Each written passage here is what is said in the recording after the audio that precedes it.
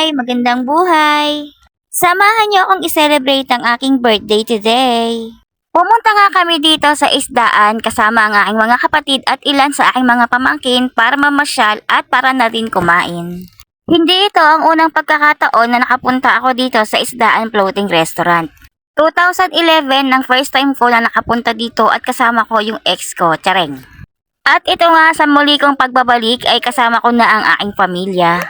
Namin dito sa entrance ay dito agad kami dumiretso sa may maliit na kubo para magpa-register kung ilan ang kasama ko.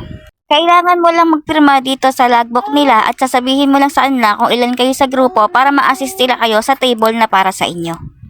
At pagkatapos sa logbook ay i-assist na kayo papunta sa inyong pwesto dito sa floating restaurant. Dito pa lang sa entrance nila ay mamamangha ka na at kung mapapansin nyo ay naka-red carpet din sila.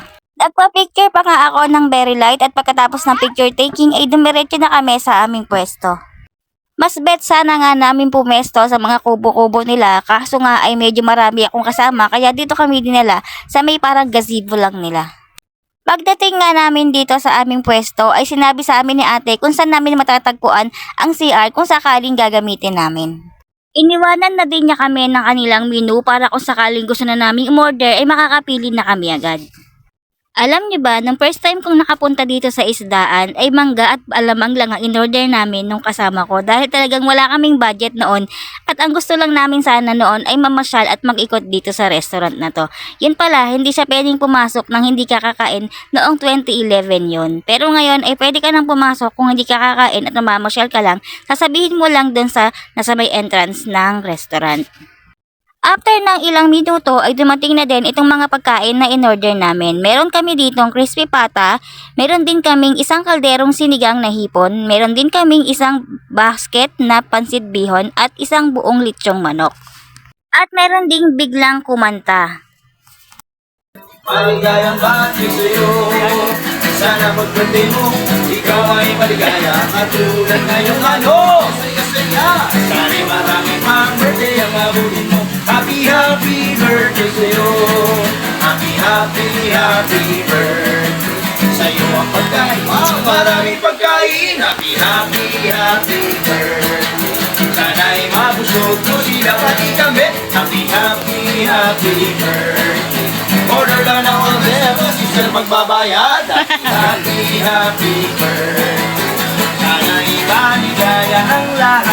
At pagkakalaman po si Mamunan Island, University of Park, ay malupit po namin binabati siya ang address ng happy birthday and more birthdays to come.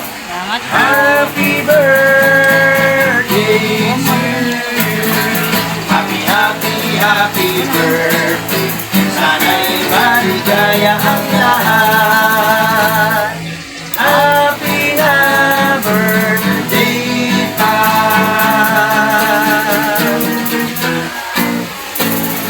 Happy birthday to my mom. Fast forward, tapos na kaming kumain kaya naman nag-start na kaming mag-ikot-ikot dito sa lugar. Una nga kaming napadaan dito sa may mga dinosaur eggs na talaga namang ikinatuwa ng aking mga anak.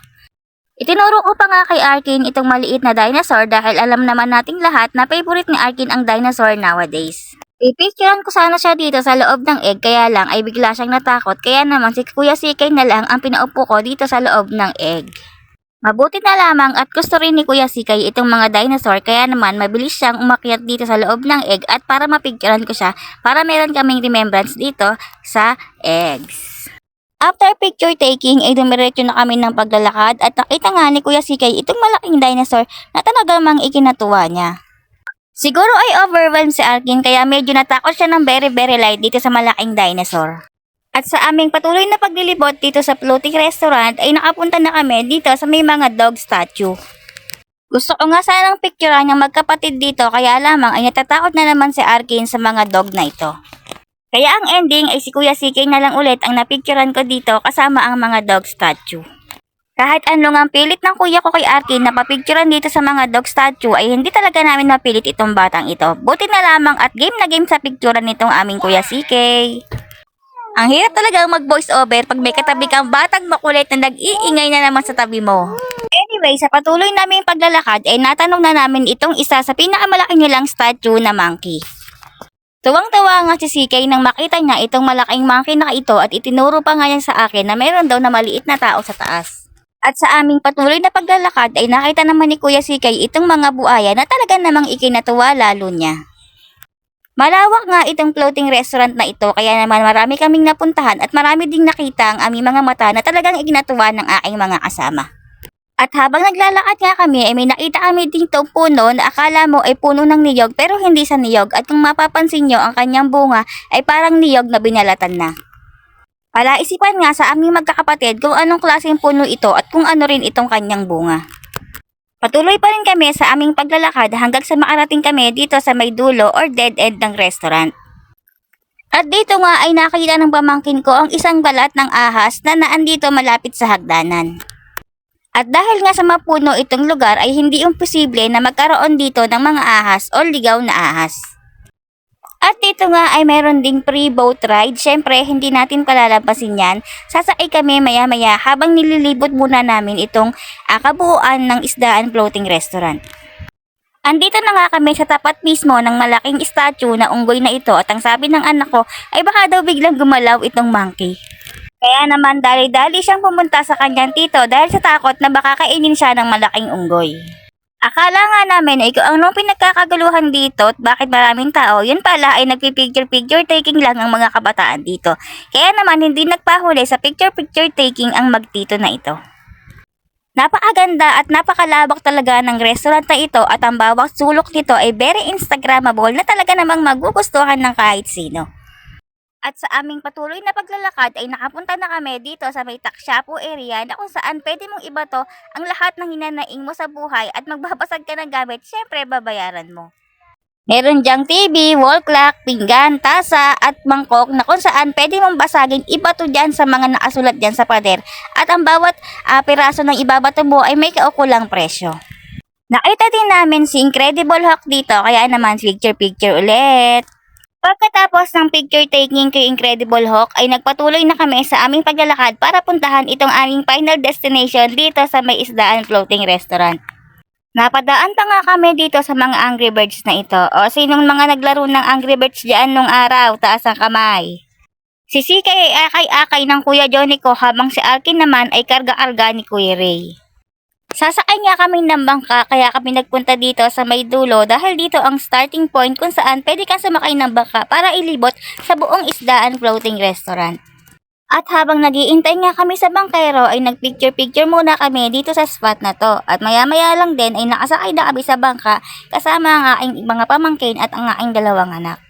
Alam niyo ba, first time lang namin ng mga kapatid ko or first time ng mga kapatid ko na makapunta dito at makakain sa ganitong klase ng kainan. Pero yung mga pagkain naman na kinain namin dito ay nakain na rin namin sa mga normal na buhay namin. Kumbaga, ito yung unang pagkakataon na nakapasyal kami dito ng sama-sama, hindi pa nga kami kumpleto ng mga araw na ito. Meron pang mga hindi nakasama dahil meron silang kanya-kanyang pasok sa trabaho, pati na rin yung ibang pamangking ko ay may pasok din sa school ng mga araw na ito. Minsan lang sa buhay namin na maka-experience kami ng ganitong klase ng pamamasyal dahil sa totoo lang wala naman kaming pera at hindi rin kami mayaman. Kaya naman masayang masaya ko at kahit papano ay nakapunta kami dito ng mga kapatid ko at ng ibang pamangkin ko. At sana sa mga susunod na pagkakataon, sa mga susunod na araw, linggo o buwan, ay magkaroon ulit kami ng pagkakataon na makabalik dito. At sana sa pagbabalik namin dito ay kumpleto na ang buong pamilya ko at kasama ko na lahat at walang maiiwan. Sana. Wala namang imposible kay Lord hanggat mabuti kang tao at walang inaapakan o inaargabyado, lahat ng sana mo ay magiging totoo. Basta patuloy ka lang maniwala at magpasalamat sa lahat ng biyaya na iyong natatanggap. At si Lord na ang bahala sa lahat. Kaya naman, thank you Lord sa lahat po ng blessing at guidance po para sa akin at sa buong pamilya ko. At kung umabot ka sa video na ito, payakap naman po ang page ko. Yun lang for today's video. Thank you for watching. God bless.